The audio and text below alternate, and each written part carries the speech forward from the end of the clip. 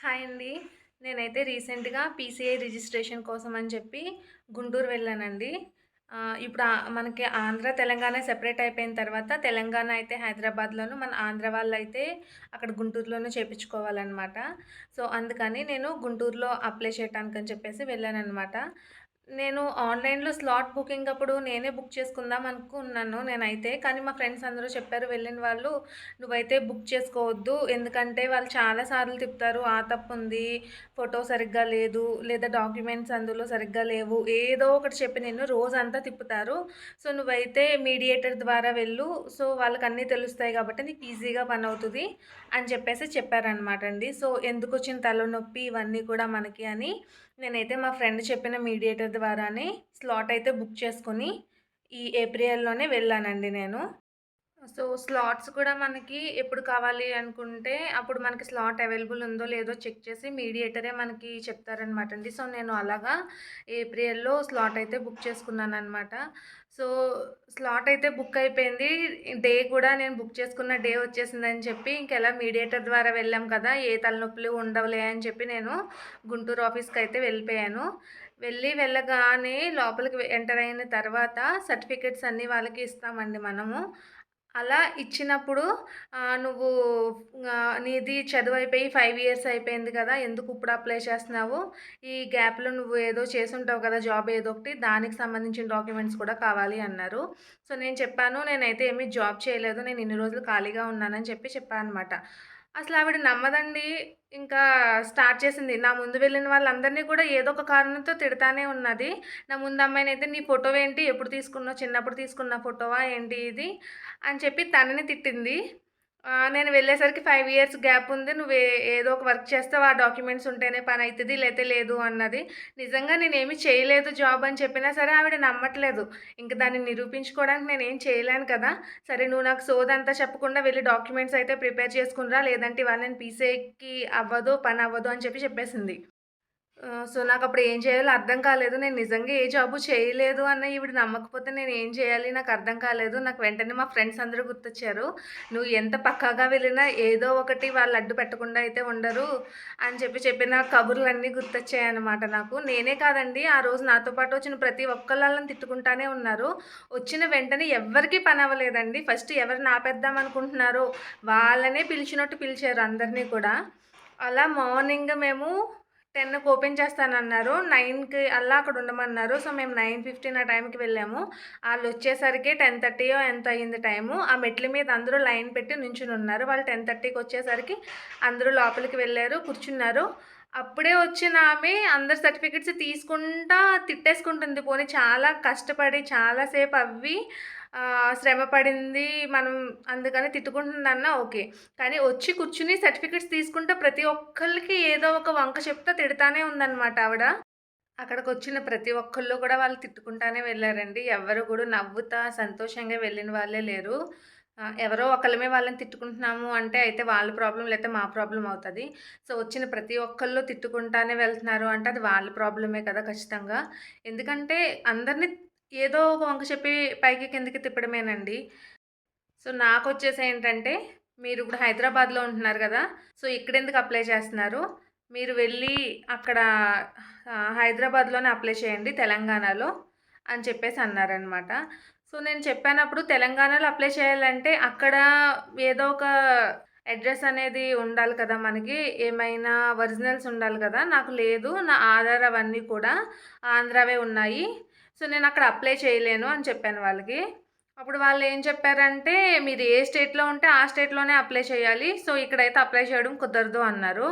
వెంటనే నేను షాక్ అయ్యాననమాట. ఏంటిది నేను చదివింది ఆంధ్రాలో.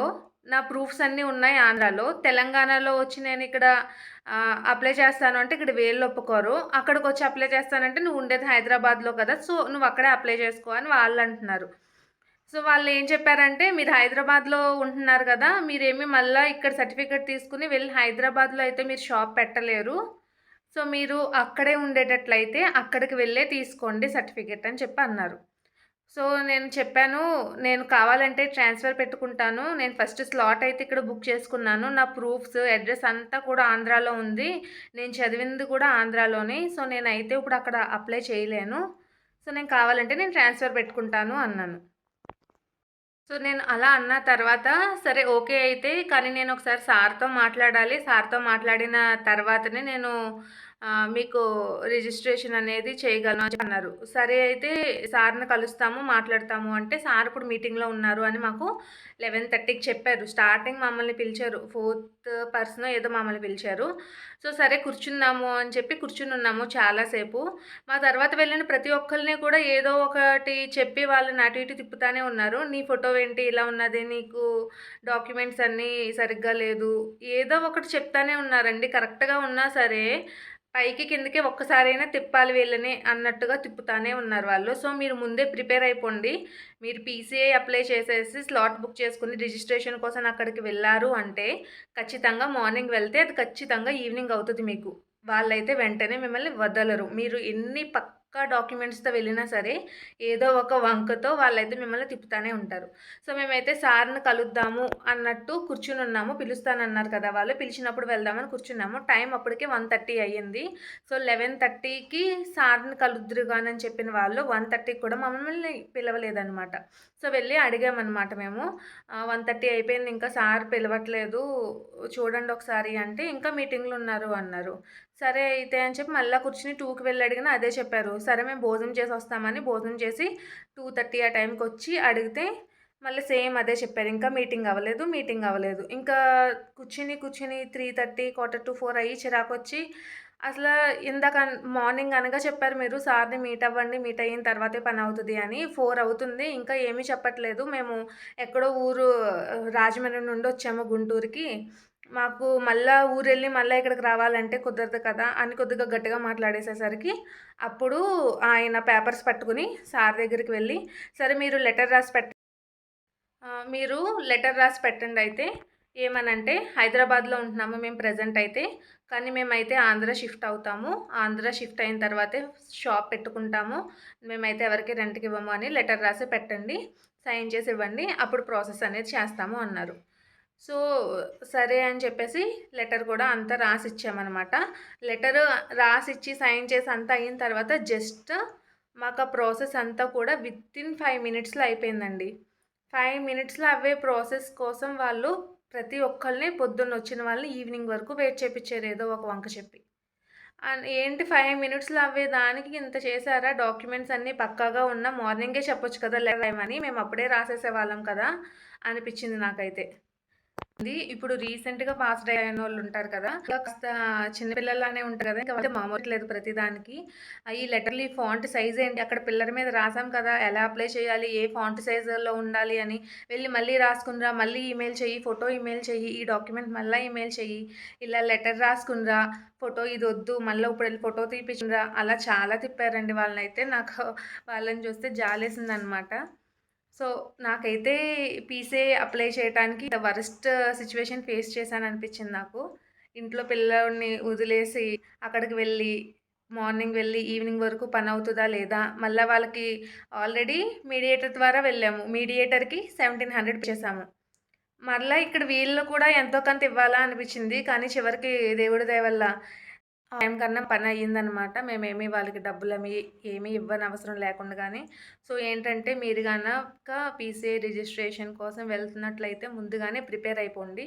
మార్నింగ్ వెళ్తే మనకి ఈవినింగ్ ఖచ్చితంగా అవుతది. మీరు ఎంత మార్నింగే వెళ్లి లైన్‌లో నుంచున్నా మీరు లోపలికి వెళ్లి ఫైల్స్ సబ్మిట్ చేసేటప్పుడు మీరు వరుసగా వెళ్లి సబ్మిట్ చేసినా సరే మీరిచ్చిన వరుసలోనే మీ నేమ్ అయితే రాదు. అదైతే పక్కా. సో, అందుకని మీరు మార్నింగ్ ఎళ్తే ఈవినింగ్ వరకు అక్కడ ఉండాల్సిందేనండి. ఎంత లేదన్నా మనము కనీసం 3 వరకు మనకక్కడ పనైతే ఉంటుందండి.